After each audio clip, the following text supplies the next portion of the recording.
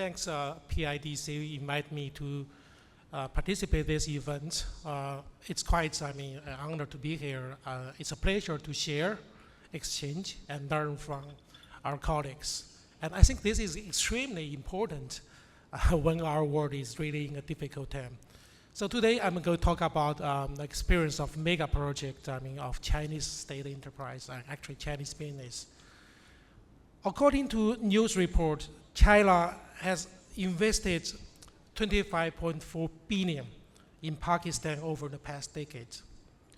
Under the Belt and Road Initiative, particularly China-Pakistan Economic Corridor, CPEC, Chinese business have invested and participated in projects in almost all sectors of economic activities in Pakistan. Projects like energy project covering coal-fired power plants, hydropower plants, solar park, wind farms, transportation projects including roads, railway, airport, seaports. And many of these projects are mega projects, given the scale of the project, the amount of the investment, and then their impact on economy and society. For example, the Gwadar project aims to replicate the success of Shenzhen to transform a fisher village into a modern, smart port city, acting as a hub of trade and investment in the region. The success of Gwadar project will not only bring huge economic return to investors, but also bring prosperity to the region and upgrade the regional economic landscape. However, mega projects are complicated, difficult, and prone to dispute.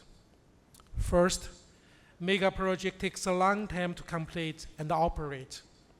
It is not unusual that the duration of a mega project can last over dozens of years.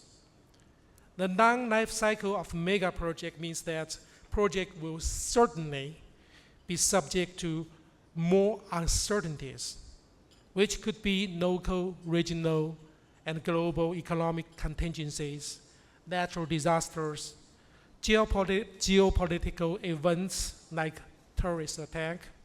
The list can go on and on. Second, mega projects are made of complex processes that involve numerous and diversified participants and stakeholders whose goals, interests, and agenda are not perfectly aligned and sometimes in conflict. This means that disputes in mega projects are inevitable. Moreover, cross-cultural communication and language barrier cause misunderstanding and miscommunication that might appear to be minor issues at the beginning, but often and almost always, if without preventive and early intervention measures, will escalate into fully fledged dispute.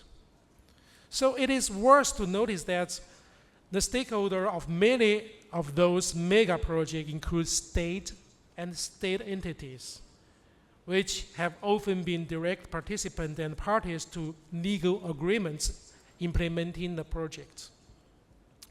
Taking electricity project, for example, state and state entity are parties to implementation agreements, power purchase agreements, certified emission reduction agreement, and water use agreement. So, according to the Pakistan construction dispute report, 95% of construction projects in Pakistan had one or more disputes. Although I don't find official statistic data on disputes in CPEC mega projects, but our experience in serving mega projects show that disputes are plenty. Dispute could be on overrun in project time and cost, differing site conditions, lack of funds, unclear risk allocation, loss of profit, and other contractual claims. Like indicated in many researches and reports, dispute over payment delay is prevalent in many projects, including CPAC mega projects. But anyway, resolving dispute involving state and state entity is not easy. And resolving the dispute with state and state entity in fair, efficient, and transparent way is more challenging.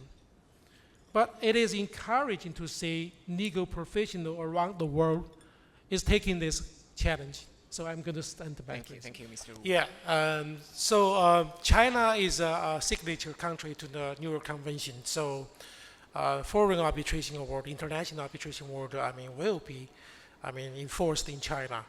So even though I don't see many cases, in the past, but sure, I think recent years more and more cases has been, more and more international arbitration award has been enforced in China, and Chinese government and Chinese court is serious about that. But the procedure could be done because I remember in order for the enforcement. So just one point, you can see how serious the Chinese court system is about enforcement of arbitration, international arbitration award. So if any court decide to refuse to enforce the international arbitration, the review board will be a board at the Supreme Court, right? The People's Supreme Court. So yeah, I can see. We do expect more and more international arbitration award will be seeking to be enforced in China. But and I do believe the Chinese government, Chinese court system, will be more helpful and conducive to enforce the international arbitration award. Yes. Yeah, my tip will be beware of that. Chinese business and Pakistan business are different. They might have different business logic. They may have different business decision-making process. So please beware of that. Be prepared and be patient.